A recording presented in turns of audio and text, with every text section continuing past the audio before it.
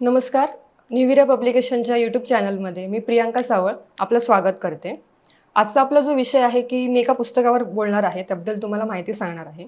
हे जे पुस्तक आहे ते करोडो प्रती या पुस्तकाच्या विकल्या गेलेल्या आहेत. इंग्लिशमध्ये हे पुस्तक पहिले 1955 मध्ये 1955 मध्ये लिहिलं गेलं आणि त्यानंतर हे बऱ्याच भाषांमध्ये ट्रान्सलेट झालं, अनुवादित झालं. आणि तरीसुद्धा आज 2024 मध्ये सुद्धा या पुस्तकांच्या लाखो प्रती विकल्या जातात आजच्या तारखेला सुद्धा. तर हे पुस्तक आहे the power of your subconscious mind. या पुस्तकाबद्दल मी सांगणार आहे. तर त्या पुस्तकाच्या आधी मी तुम्हाला सांगते की डॉक्टर जोसेफ मर्फी या पुस्तकाचे लेखक होते आणि या लेखकांचे आपण थोडासा परिचय घेऊया.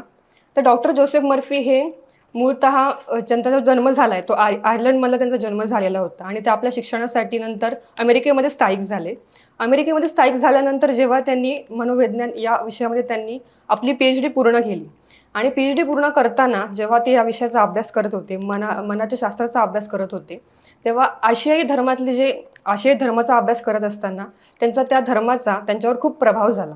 आशियाई खंडामध्ये जे काही त्यांचे धर्माचा त्यांनी जो अभ्यास केला, त्या धर्मामध्ये अभ्यास करताना त्यांना मनोविज्ञान हा जो विषय होता त्यांना आवडला गेला आणि ते या अभ्यासासाठी भारतामध्ये सुद्धा बऱ्याच वेळा ते येऊन गेलेले आहेत. आणि ते असं सांगतात की जेव्हा त्यांनी मनोविज्ञान ह्या पुस्तकाचा या विषयाचा जेव्हा अभ्यास त्यांनी सुरुवात केली, PhD त्यांनी केली, तो ते म्हणतात की अंतर्मनाची जी ताकद आहे ही सगळ्यात मोठी शक्ती आपल्याकडे आहे. आणि या अंतर्मनाच्या ताकदीविषयी त्यांनी या पुस्तकामध्ये खूप छान पूर्ण पुस्तकामध्ये त्यांनी आपली माहिती त्यांची दिलेली आहे. तर power of your subconscious mind हे जे पुस्तक आहे ते 1955 मध्ये लिहिलं गेलं आणि ह्याचं अनुवादन जे आहे ते विश्वास बरकडे यांनी केलेलं आहे आणि हे जे पुस्तक आहे ते निविरा पब्लिकेशनने प्रकाशित केलेलं आहे. तर या पुस्तकाचं वैशिष्ट्य मी असं सांगेन की हे पुस्तक अतिशय सोप्या भाषेत लिहिलं गेलेलं आहे. आपण आपल्या दैनंदिन जीवनात आपल्या घरामध्ये, ऑफिसमध्ये जसं काय वावरत असतो, तेव्हा वावरताना सुद्धा आपल्या कलिगशी, आपल्या नातेवाईकांशी बोलताना सुद्धा काही सूत्र आपल्या आयुष्यामध्ये हवी असतात आणि ती सूत्र जी आहेत ती आपण या पुस्तकातून शिकू शकतो. तर अंतर्मनाची ताकद जी आहे ही आपल्या प्रत्येक आयुष्यातल्या प्रत्येक घटनेशी संबंधित असते.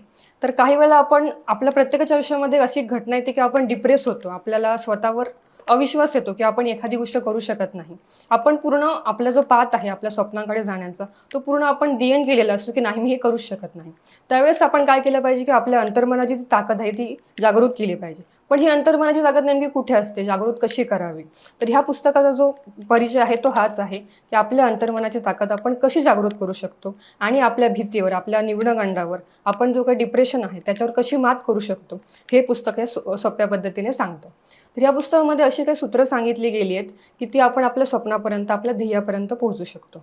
आणि ह्या पुस्तकामध्ये डॉक्टर जोसेफ मर्फी यांना जे काही अनुभव आलेत किंवा त्यांनी अनेक लोकांना जेव्हा तपासलं, जेव्हा ते डॉक्टरकी करत असताना जेव्हा त्यांच्या आयुष्यामध्ये जे काही लोक आले, त्यांचे अनुभव त्यांना आले, सो त्या अनुभवांचे काही त्यांनी त्या नोंदी सुद्धा ह्याच्यामध्ये लिहिलेल्या आहे की कुठली लोक कुठेपर्यंत पोहोचली गेली या अंतर्मनाच्या शक्तीने. आणि ही पुस्तकांची जी प्रती खपल्या गेल्या आहेत त्या करोडो प्रतींची विक्री झालेली आहे आणि अनेक लोकांना या पुस्तकाचा भरपूर प्रचंड फायदा सुद्धा झालेला आहे. तर आपण एखादी जिद्द धरतो, आपलं एखादं स्वप्न आपण पाहिलेलं असतं आणि त्या स्वप्नापर्यंत पोहोचण्यासाठी आपण कष्ट पण करत असतो. पण काही वेळा काय होतं, आपल्याला ती हवी ती गोष्ट मिळत नाही किंवा आपण मध्ये थांबलो जातो. तर काही वेळेला प्रत्येक व्यक्तीची एका विशिष्ट गोष्टीवर श्रद्धा असते आणि विशिष्ट शक्तीला ते प्रार्थना करत असतात.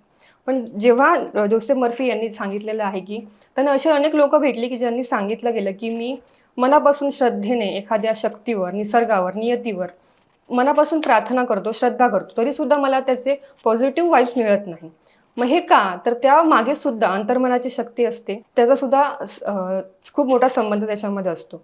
जोपर्यंत तुम्ही मेहनत घ्याल, तुम्ही स्वप्न बघाल, तुमचं सगळं कार्यावर तुम्ही आखून ठेवाल, पण तरी सुद्धा तुमची जर अंतर्मनाची शक्ती तुमच्यासोबत नसेल, ती जागृत नसेल, तर तुम्ही तुमच्या ध्येयापर्यंत पोहोचू शकणार नाही, असं डॉक्टर मर्फी म्हणतात. तर तुम्हाला हे पुस्तक जर घ्यायचं असेल तर निविरा पब्लिकेशन हाऊस यांनी हे प्रकाशित केलेलं पुस्तक आहे, मराठी अनुवादित पुस्तक आहे आणि आतापर्यंत यांच्या लाखो प्रती, करोडो प्रती विकल्या गेलेल्या आहेत. आणि जर तुम्हाला हे पुस्तक मागवायचं असेल तर या मोबाईल नंबर तुम्हाला डिस्क्रिप्शनमध्ये मिळेल. तर तुम्ही हे पुस्तक नक्की वाचा आणि या पुस्तकाबद्दल प्रतिक्रिया असेल ती मला नक्कीच कळवा. धन्यवाद.